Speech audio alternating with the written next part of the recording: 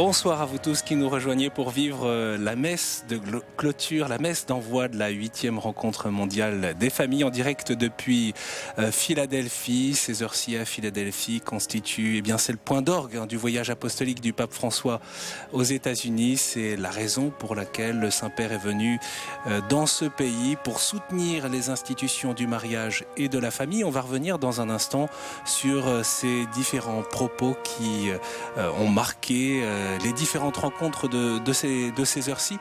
Une foule massive immobilise toute la ville de Philadelphie. Il est un peu plus de 15h45 sur place. Nous retrouvons Philippine de Saint-Pierre. Bonjour Philippine. Bonjour Étienne, bonjour à tous. Vous êtes notre envoyé sur place. Alors hier, pour cette grande veillée festive, on a parlé de 300 000 personnes et la foule est à nouveau au rendez-vous pour vivre cette célébration eucharistique. Oui, alors ici aux États-Unis, pour ce type de rencontre, on n'a pas forcément la même obsession des chiffres que nous, donc il n'y a pas encore de chiffres officiels de l'importance de la foule. Ce qui est sûr, c'est que depuis ce matin, je peux vous dire, depuis ce matin 9h, nous avons vu dans les rues de Philadelphie des centaines de personnes qui convergeaient vers ce parkway pour se placer à proximité des grands écrans et pour traverser d'une heure de l'esplanade pour rejoindre les tribunes de la presse. Confirmer qu'il y a plus de monde qu'hier soir, plus de 100 000 personnes qui sont venues de tous les États-Unis, c'est important de le souligner, en plus des familles venues du monde entier pour la rencontre mondiale. Il y a beaucoup de pèlerins venus de tous les États-Unis qui ont, comme toujours dans ces grands rassemblements, des histoires incroyables à vous raconter, qui sont des groupes de jeunes qui sont venus en autostop, beaucoup de familles qui sont venues en train aussi, peut-être. Paradoxalement, ceux qui sont les moins nombreux sont les très très proches, les habitants de Philadelphie qui ont eu, nous dit-on, un peu peur de la foule et qui pour beaucoup, et c'est triste pour eux finalement, ont préféré rester à la maison en craignant la désorganisation. Il faut dire que Philadelphie, on l'a peut-être pas souligné ces derniers temps, n'est pas du tout une ville qui est habituée à organiser des grands rassemblements. La dernière fois qu'elle l'avait fait, c'était il y a plus d'une dizaine d'années lorsque les Eagles avaient remporté un trophée et ça s'était très très mal passé en termes d'organisation. Donc les habitants étaient plutôt réticents, mais vous voyez la foule de la région, de l'État et du reste des États-Unis et puis les familles du monde entier sont bienvenues à l'appel du pape François et dans une ambiance très gaie, très joyeuse, pas de patience du tout, même s'ils attendent de longues heures. La pluie menace un peu, mais pour l'instant, nous avons été préservés pourvu que ça dure. Alors on le voit, on découvre tous les visages de ces fidèles qui sont présents, qui sont venus souvent en famille, également les évêques qui attendent pour célébrer cette messe avec le pape François qui a circulé en papamobile dans les rues de Philadelphie. Le pape François qui, on l'a appris, a une rencontre qui s'est ajoutée à son programme. Il a rencontré, Philippine, 5 victimes d'abus sexuels et il en a fait part lui-même lorsqu'il a rencontré les évêques ce matin au séminaire Saint-Charles-Borroméen.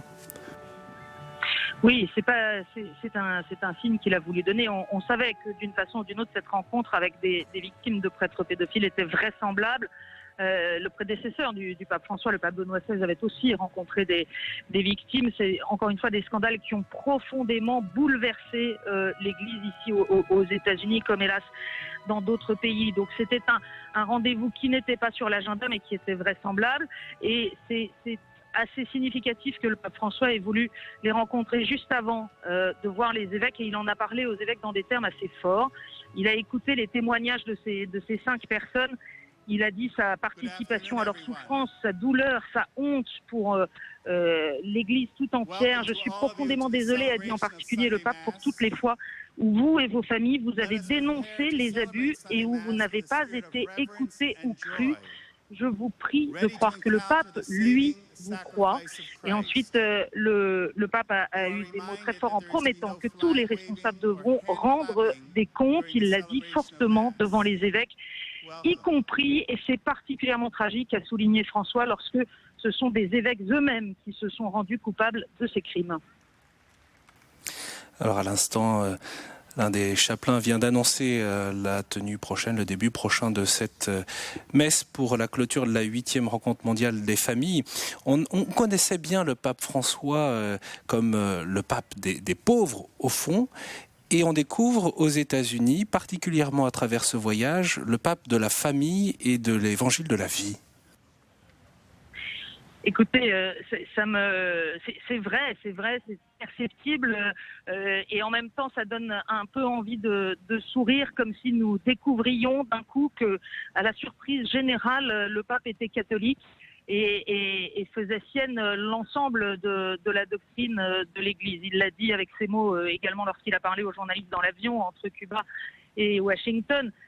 Bien sûr, le pape est catholique, bien sûr, le pape pense que le mariage est un sacrement, bien sûr, le pape veut défendre l'évangile de la vie. Ce qui est peut-être particulier par rapport à d'autres circonstances du pontificat, c'est qu'ici, le pape s'exprimant en espagnol, dans sa langue maternelle, et puis dans des discours avec des tonalités très variées devant les évêques ou devant les Nations Unies ou en petit comité lorsqu'il rencontre des familles, a eu des paroles très incisives que peut-être on n'avait pas entendu de cette façon, la manière dont il a souligné les menaces qui pèsent aujourd'hui sur la famille et sur les liens fondamentaux qui sont à la base du mariage, la manière aussi dont il a invité avec force les pasteurs à perdre du temps pour accompagner les familles en leur redisant que c'était le cœur de leur mission, le cœur de la vie, non seulement de l'Église, mais du monde entier et de l'avenir de nos sociétés. Alors peut-être c'est la façon plus directe et en même temps plus nuancée dont le pape formule les choses ici, qui permet de mieux entendre ce qu'il n'a cessé de dire en réalité, parce que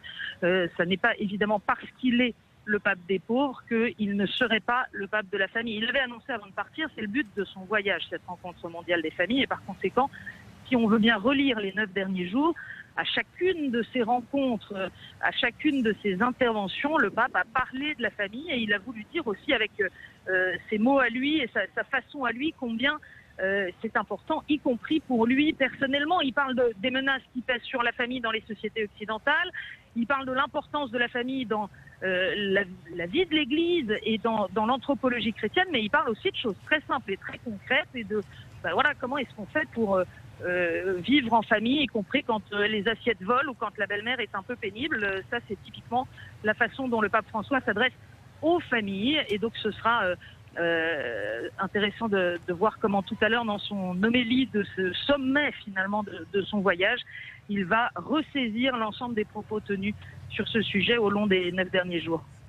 Oui, puis ce matin, devant les évêques, justement, qui participent à cette rencontre mondiale des familles, il a en quelque sorte, il les a invités à sa manière à arrêter de se plaindre et à annoncer l'évangile au fond.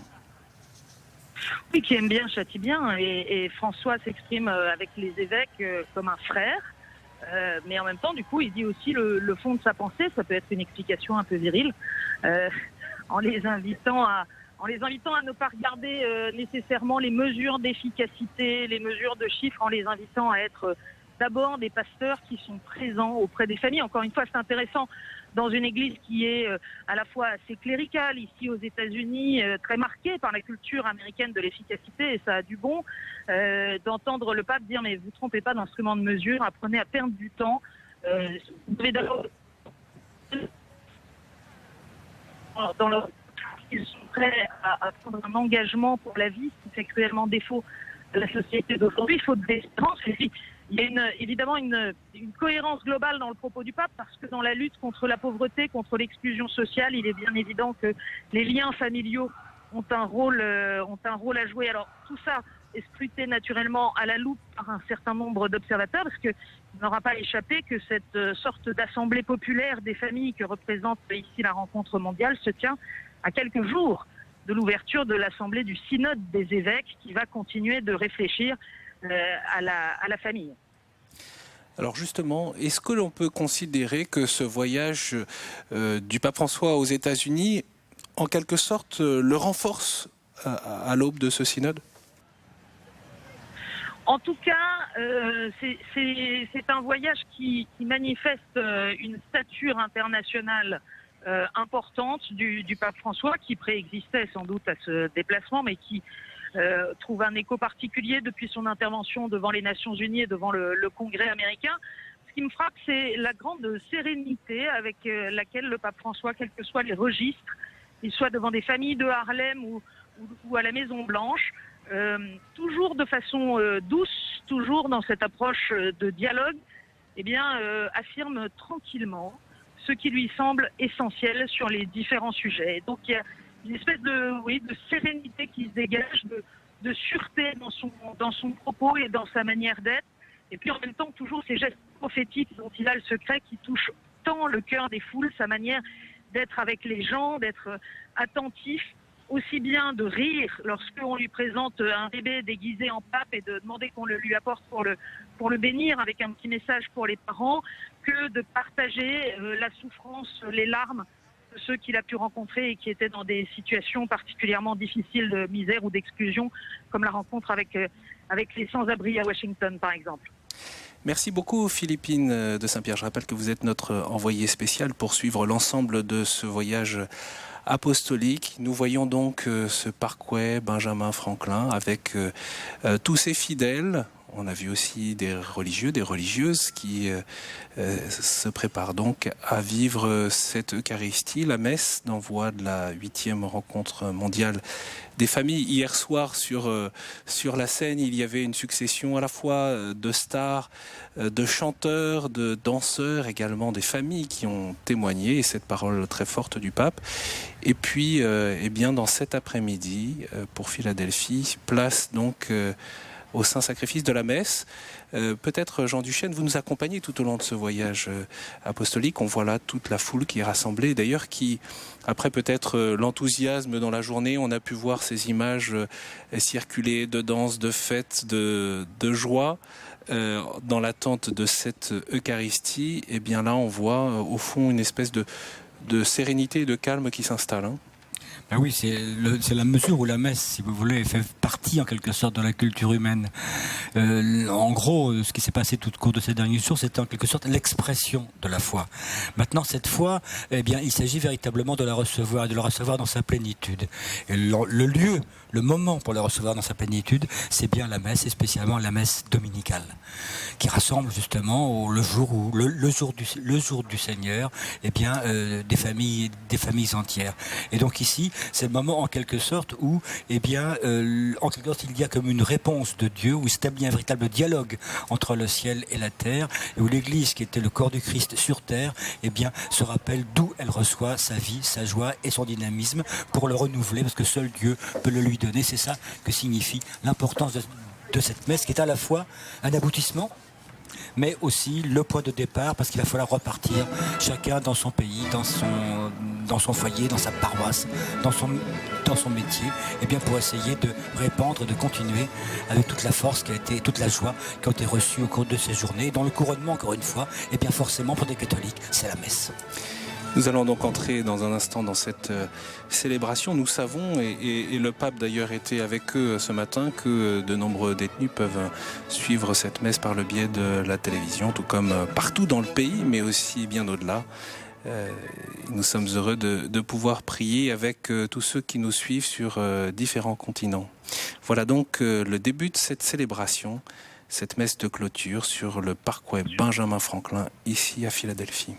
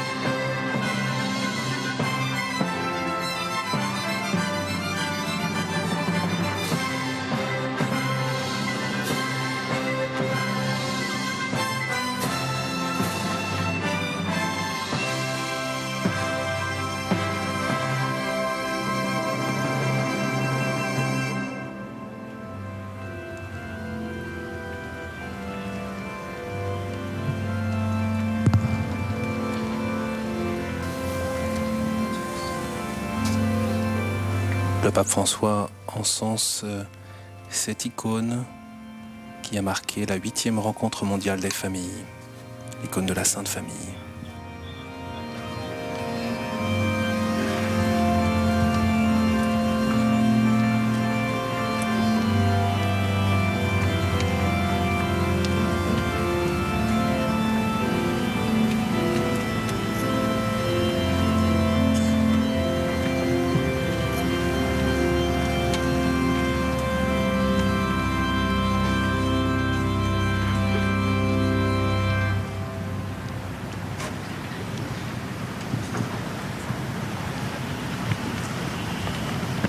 In the name of the Father, and the Son, and the Holy Spirit.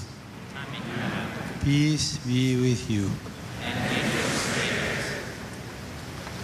Brothers and sisters, let us acknowledge our sins and so prepare ourselves to celebrate the sacred mysteries.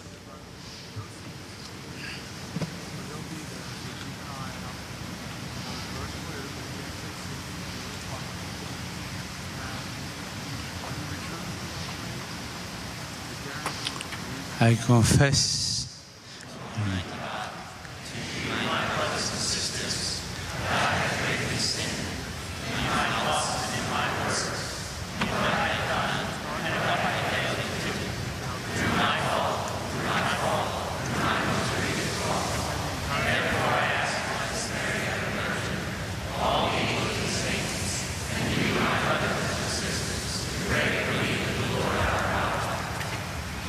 May Almighty God have mercy on us, forgive our sins, and bring us to everlasting life.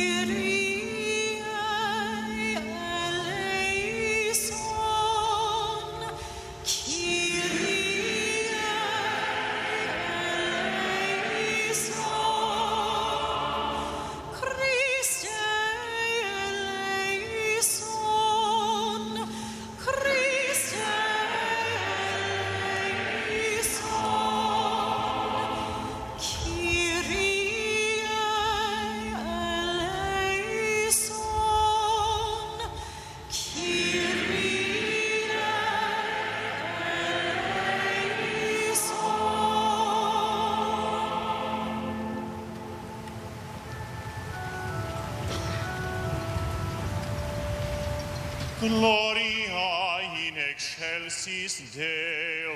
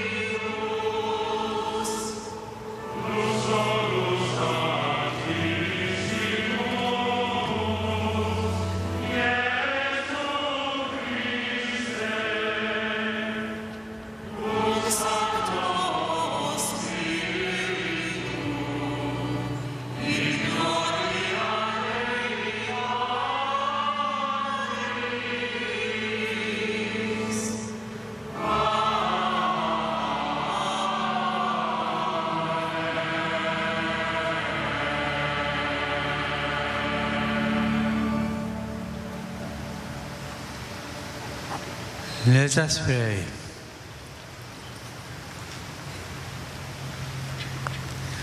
Prions. O God, manifest your almighty power. Dieu, above all, que pardon révèle and ta show toute mercy. puissance, surtout avec la miséricorde et le pardon.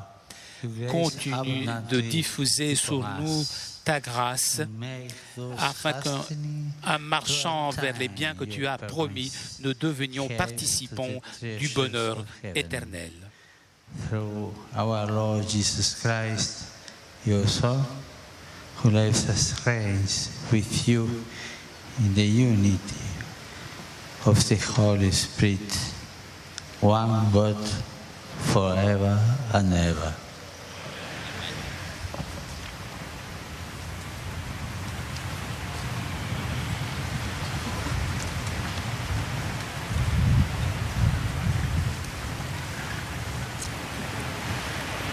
Lectura del libro de los números.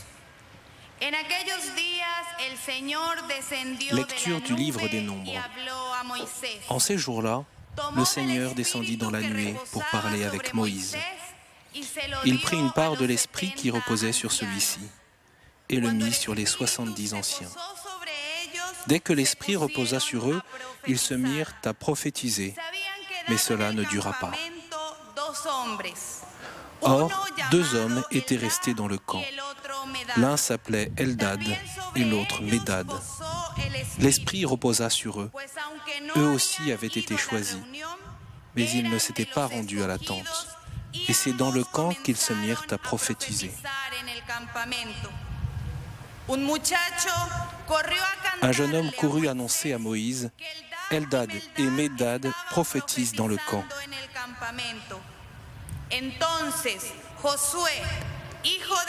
José, fils de Nun, auxiliaire de Moïse depuis sa jeunesse, prit la parole. Moïse, mon maître, arrête-les.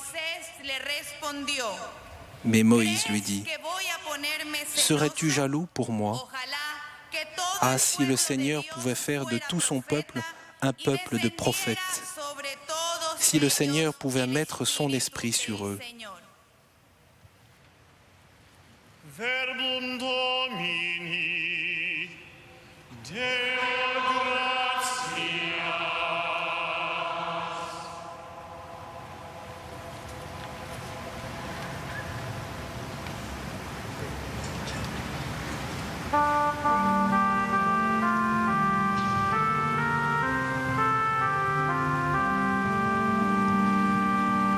The precepts of the Lord give joy to the heart. The precepts of the Lord Les préceptes du Seigneur sont droits, ils réjouissent le cœur. Nous prions le psaume 18. The law of the Lord is perfect, refreshing the soul. The decree of the Lord is trustworthy, giving wisdom to the simple. The precepts of the Lord give joy to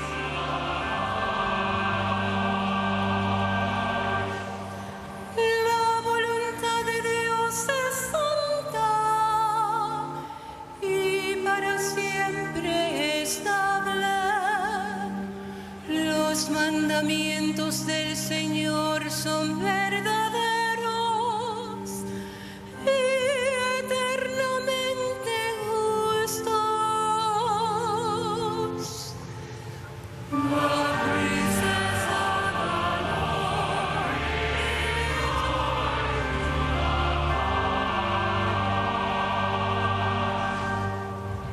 Dù tôi tớ Chúa đã để tâm luật điều chuyên chăm từng tháng năm, nhưng bao lỗi lầm nào tranh đường xin Ngài thương tha.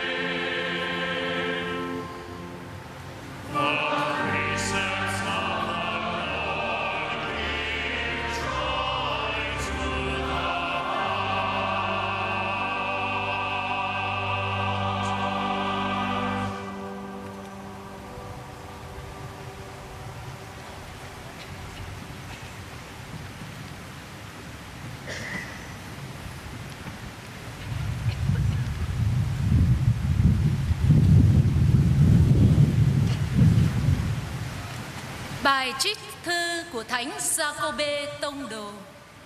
Lecture de la lettre de Saint Jacques. Hỡi những người giàu Vous có, autres, maintenant, các ngươi les hãy riches, than khóc kêu pleurez, la. lamentez-vous sur les malheurs qui vous attendent. Vos richesses sont pourries, vos vêtements sont mangés des mites, votre or et votre argent sont rouillés. Cette rouille sera un témoignage contre vous. Elle dévorera votre chair comme un feu. Vous avez amassé des richesses, alors que nous sommes dans les derniers jours. Le salaire dont vous avez frustré les ouvriers qui ont moissonné vos champs, le voici qui crie. Et les clameurs des moissonneurs sont parvenus aux oreilles du Seigneur de l'univers. Vous avez mené sur terre une vie de luxe et de délices. Et vous vous êtes rassasiés au jour du massacre. Vous avez condamné le juste et vous l'avez tué sans qu'il vous oppose de résistance. Vì họ đã không kháng cự lại các ngươi.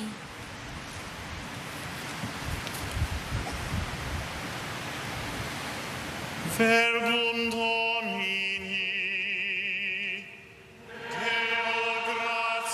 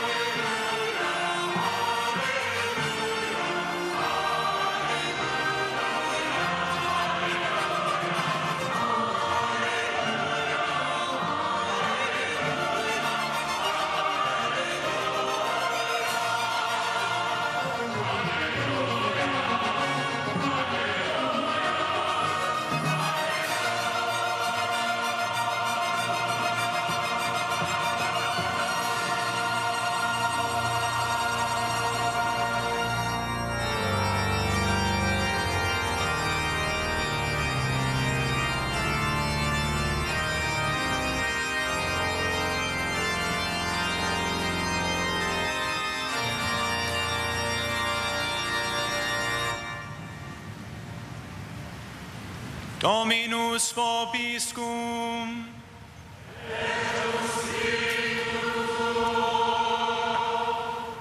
Lectio Sancti Evangelii secundum Marcum.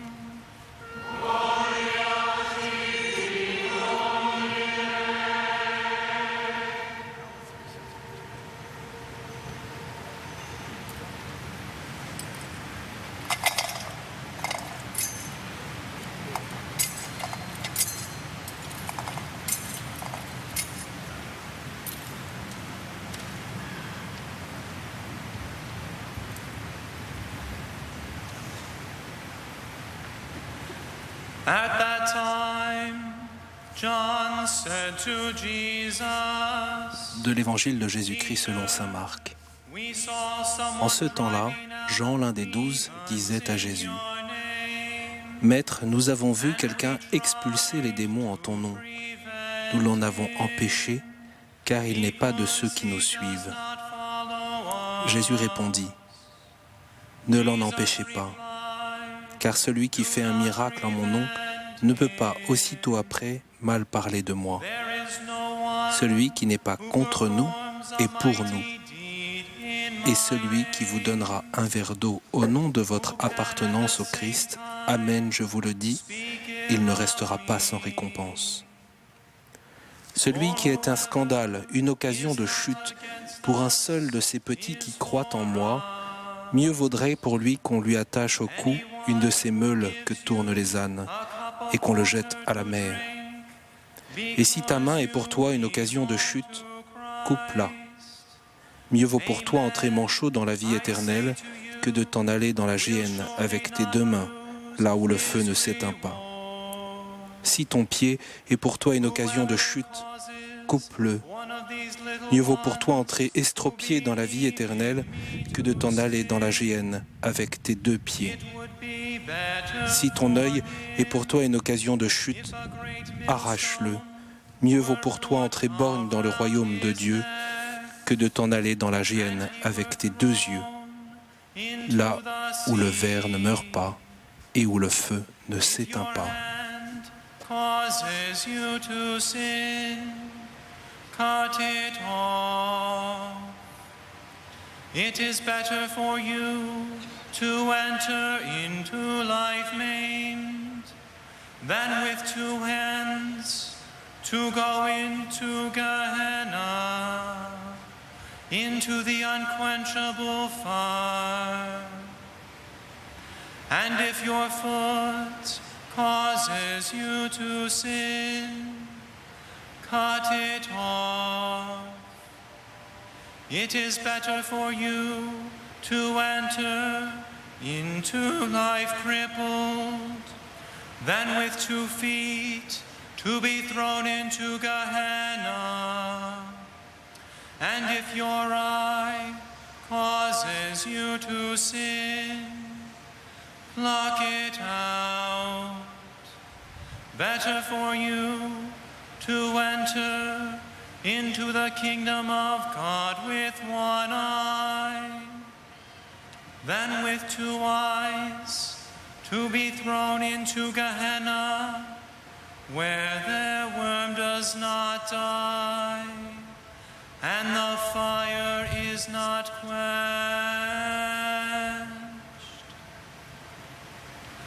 Verbum Domini.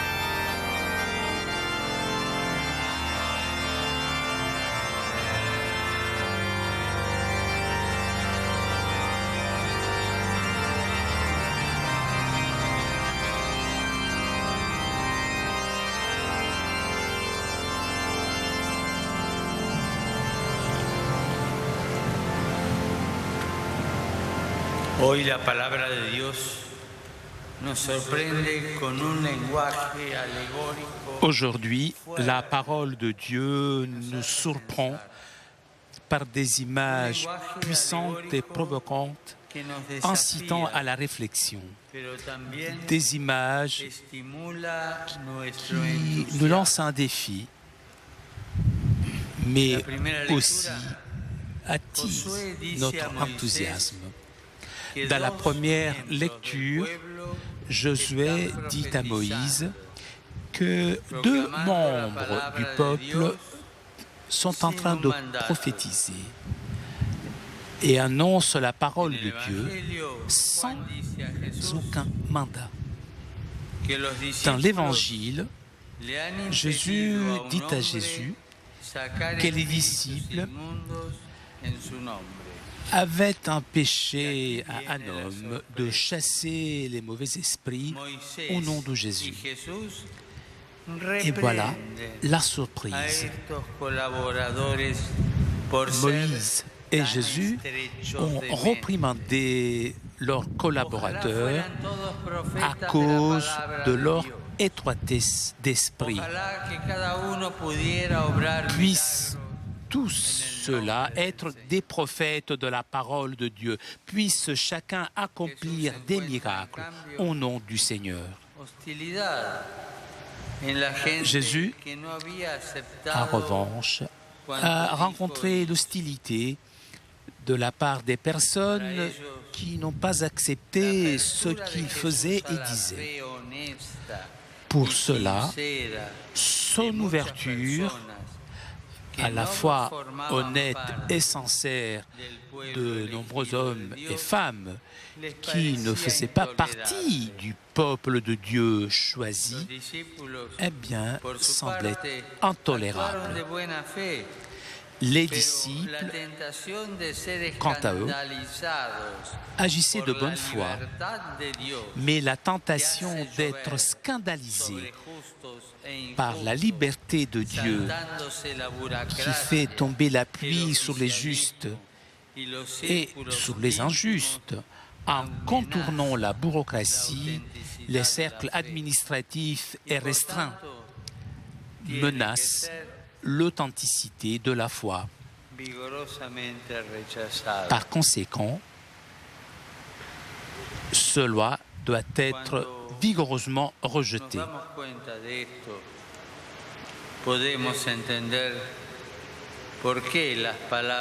Lorsque nous nous rendons compte de cela, nous pouvons comprendre pourquoi les paroles de Jésus sur le fait de provoquer scandale sont si dures.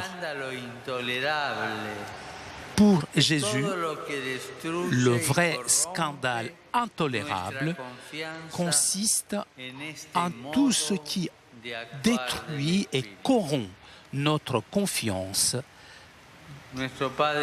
dans l'œuvre de l'Esprit. Notre Père ne se laissera pas vaincre en générosité et il continue de semer sa présence dans notre monde. Parce que c'est là qu'il y a l'amour.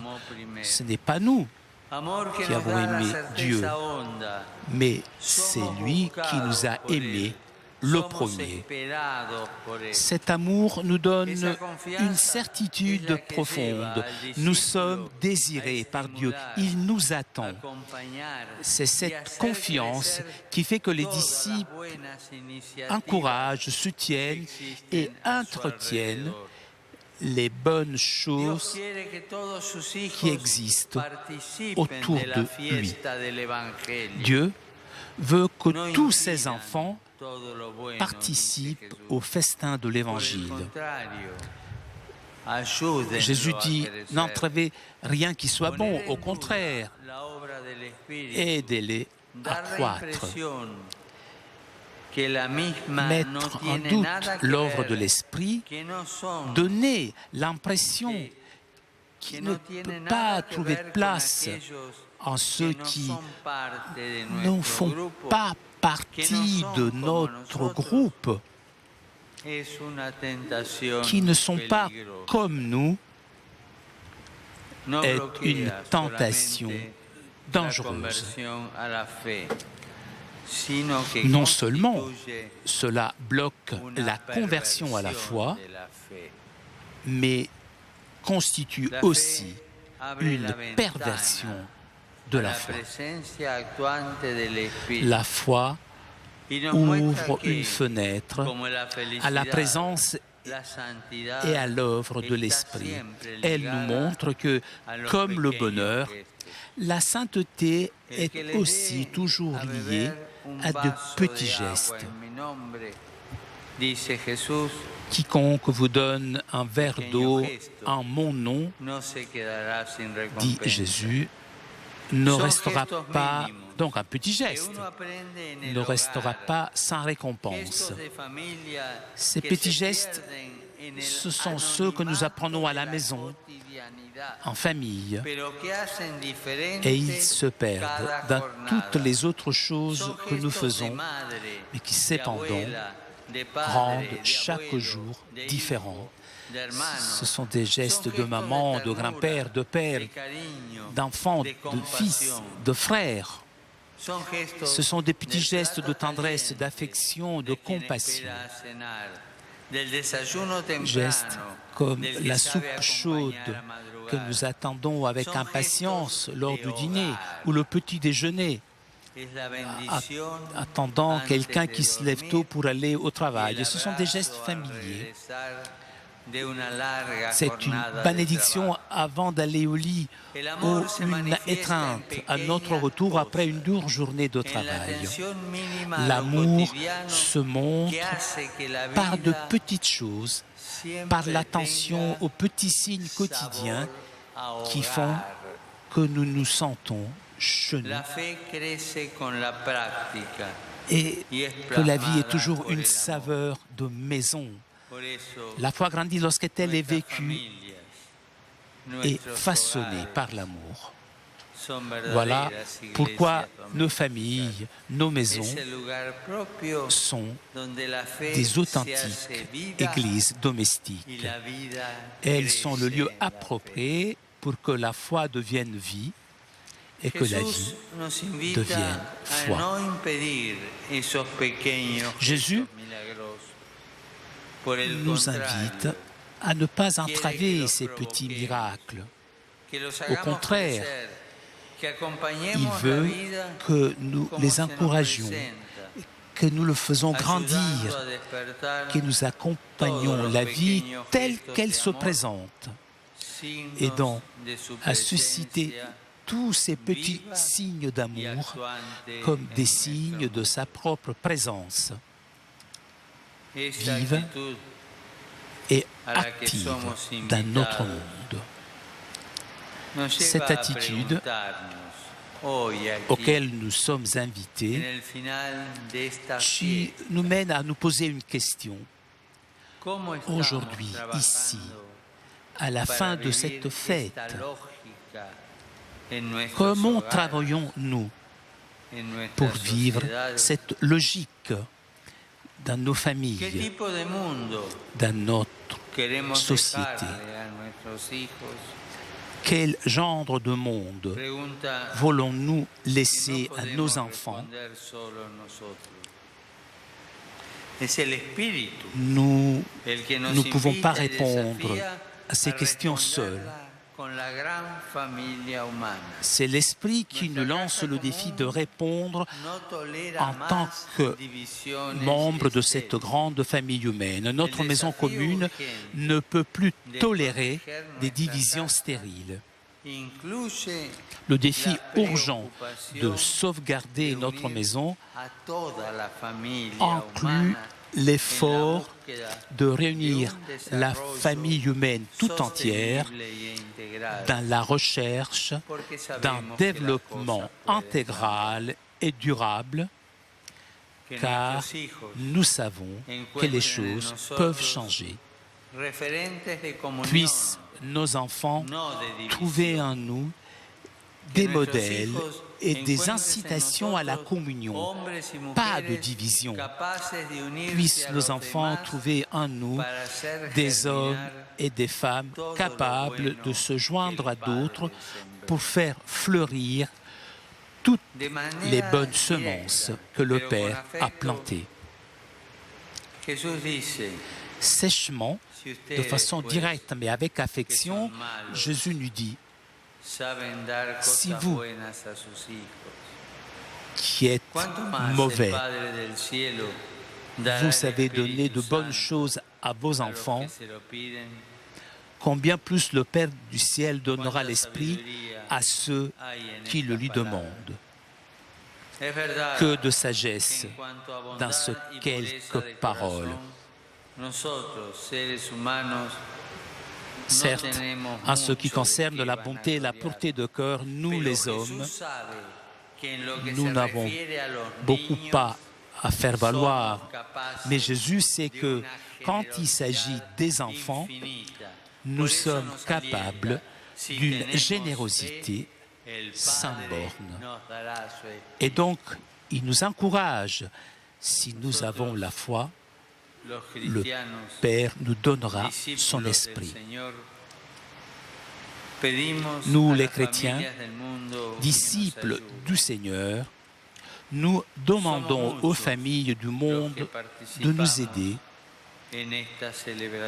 Combien sommes-nous ici à cette célébration?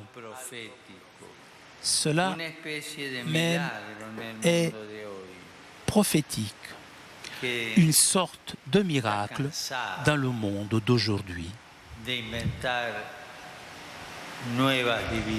qui est fatigué d'inventer des nouvelles divisions,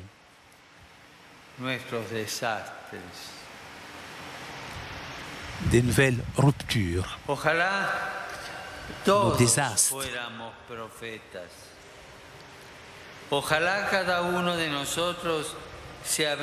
Puissions-nous être tous des prophètes.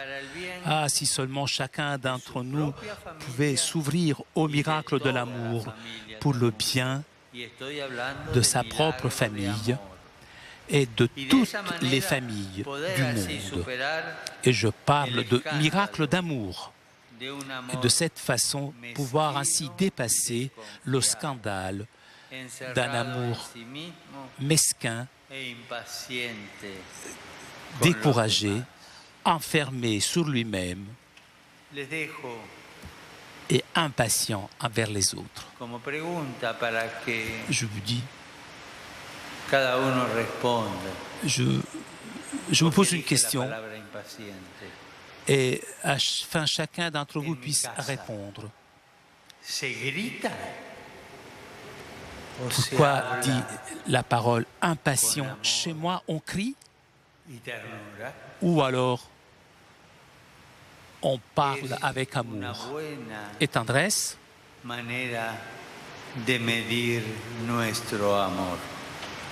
C'est une bonne façon de mesurer notre amour.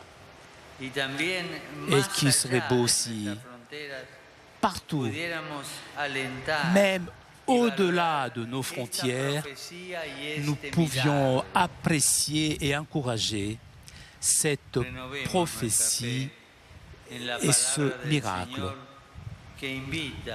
Nous renouvelons notre foi dans la parole du Seigneur qui invite les familles croyantes à cette ouverture. Elle invite tous ceux qui veulent partager la prophétie de l'alliance entre l'homme et la femme et qui donne vie et révèle Dieu, qui nous aide à participer à la prophétie de la paix, de la tendresse et de l'affection familiale, qui nous aide à participer des gestes prophétiques, de s'occuper avec tendresse, avec patience et avec amour nos enfants et nos grands-parents. Quiconque qui voudrait fonder dans ce monde une famille et qui enseigne aux enfants à être enthousiasmés par chaque geste visant à vaincre le mal. Une famille qui montre que l'esprit est vivant et il est à l'œuvre. Eh bien, trouvera notre gratitude et notre appréciation.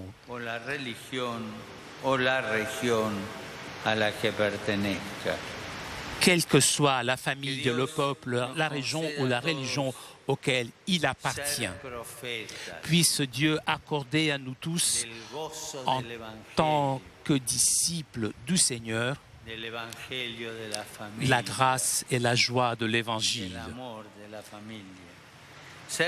et de participer à l'évangile de la famille, de l'amour de la famille, être des prophètes comme disciples du Seigneur, qui nous accorde la grâce d'être dignes de cette pureté de cœur qui n'est pas scandalisée par l'évangile.